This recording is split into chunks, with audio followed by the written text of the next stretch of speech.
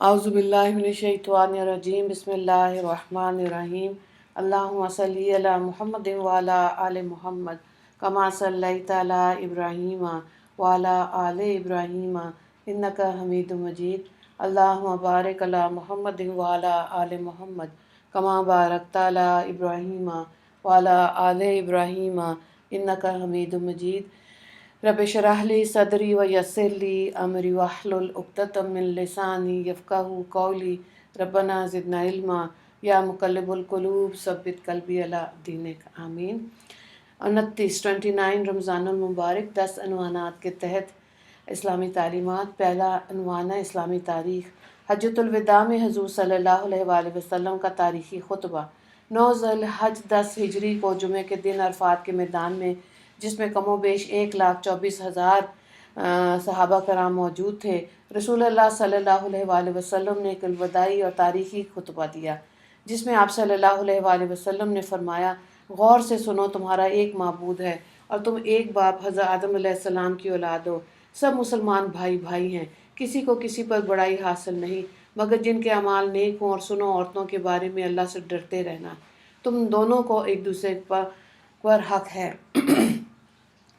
तुम्हारा खून तुम्हारा माल एक दूसरे पर हराम है। देखो, मेरे बाद गुमराह न हो जाना कि एक दूसरे को कत्ल करने लगो।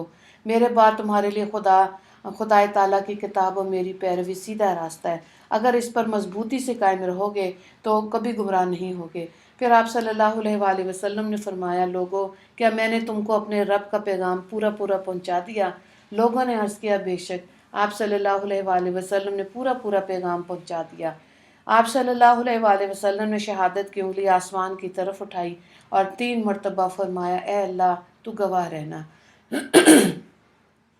खुतबे के बाद आप सल्लल्लाहु अलैहि वसल्लम ज़िक्र इलाही में मशगूल हो गए और हज के अरकान मुकम्मल करके मदीना वापस चले गए। अनवान नंबर 2, अल्लाह की कुदरत। अल्लाह ताला बरमूदा का अजीब व गरीब समुंदर। अल्लाह ताला ने समुंदर में एक ऐसी जगह बनाई है जिसे बहरी मवाद मिसल बरमूदा ट्रायंगल कहते हैं। इस समुद्री इलाके के मतलब बड़ी अजीब बात यह है कि इसमें कोई हवाई जहाज़, पानी का जहाज़ वगैरह जाता है तो गायब हो जाता है। कई दफ़ा तो ऐसा हुआ कि इसके पास से गुजरने वाले जहाज़ में आग लग गई, जिससे वो जल कर राख हो गया। अब तकरीबन 521 हवाई जहाज़ इस समुद्री इलाके के ऊपर से गुजरते हुए अचानक तबाह हो गए। दुनिया के साइंसदान आज तक ये तहकीक ना कर सके फल्की स्यारा सैटेलाइट के ज़रिए जो तस्वीर ली गई, इसमें सिर्फ गहरा नज़र आता है। आखिर दुनिया के इस हिस्से में क्या है?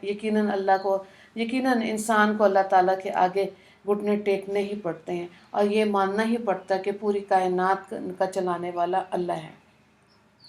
अनवान नंबर 3, सदका फ़ितर किस पर वाजिब है। बुखारी की रवायत हज़रत इब्न उमर रज़ी अल्लाह ताला अन्हु रवायत करते हैं, रसूलुल्लाह सल्लल्लाहु अलैहि वसल्लम ने हर बड़े छोटे, मर्द औरत, आज़ाद गुलाम मुसलमानों पर 100 खजूर या 100 का सदका फ़ितर वाजिब किया है और नमाज ईद से पहले इसकी अदायगी का हुक्म दिया है। अनवान नंबर 4, एक सुन्नत के बारे में, यानी तकबीर तहरीमा कहते हुए ईदगाह पे जाना। सुनन दारिकुतनी की रवायत है, हज़रत अब्दुल्ला बिन उमर रज़ी अल्लाह ताला अन्हु फरमाते हैं कि रसूलुल्लाह सल्लल्लाहु अलैहि वसल्लम ईद उल फितर के दिन घर से निकलकर ईदगाह जाते हुए रास्ते में तकबीर पढ़ा करते थे। अनवान नंबर 5, एक अहम अमल की फजीलत, यानी नेकी के इरादे पर भी सवाब। बुखारी में हज़रत इब्न अब्बास रज़ी अल्लाह ताला अन्हु से रवायत है कि रसूलुल्लाह सल्लल्लाहु अलैहि वसल्लम ने फरमाया, अगर किसी ने नेक काम करने की नीयत की लेकिन वो काम ना कर सका, तब भी इसके लिए एक नेकी लिख दी जाती है, और अगर नियत करके इस पर अमल कर लिया तो 10 नेकी से लेकर 700 से भी ज़्यादा नेकियां लिख देते हैं। अनवान नंबर 6, गुनाह के बारे में, हराम माल से सदका करना। मुस्तदरक की हदीस है, हज़रत अबू हुरैरा रज़ी अल्लाह ताला अन्हु रवायत करते हैं, रसूलुल्लाह सल्लल्लाहु अलैहि वसल्लम ने फरमाया, जिसने हराम माल जमा किया फिर इसमें से सदका किया तो अजर व सवाब की बजाय उल्टा वबाल होगा। अनवान नंबर 7, दुनिया के बारे में, सहाबा रज़ी अल्लाह ताला अन्हु की दुनिया से बेजारी। बुखारी की हदीस है, हज़रत अबू हुरैरा रज़ी अल्लाह ताला अन्हु कुछ लोगों के पास से गुजरे जिनके हाथों में भुनी हुई बकरी थी। इन लोगों ने हज़रत अबू हुरैरा رضی اللہ تعالیٰ عنہ کو کھانے کے لیے بلایا تو انہوں نے انکار کر دیا اور کہا کہ اللہ کے رسول صلی اللہ علیہ وآلہ وسلم اسی حال میں دنیا سے چلے گئے کہ جو کی روٹی بھی پیٹ بھر کر کبھی نہیں کھائی۔ عنوان نمبر 8، آخرت کے بارے میں جہنم کا غصہ۔ سورہ ملک آیت نمبر 7 اور 8۔ قرآن میں اللہ تعالیٰ فرماتا ہے جب جہنمی لوگ جہنم میں ڈالے جائیں گے تو اس کی خوفناک آواز سنیں گے اور وہ ایسی بھڑک رہی ہوگی گویا غصے کے مارے پھٹ پڑے گی۔ عنوان نمبر 9، طب نبوی سے علاج یعنی بخار کا علاج۔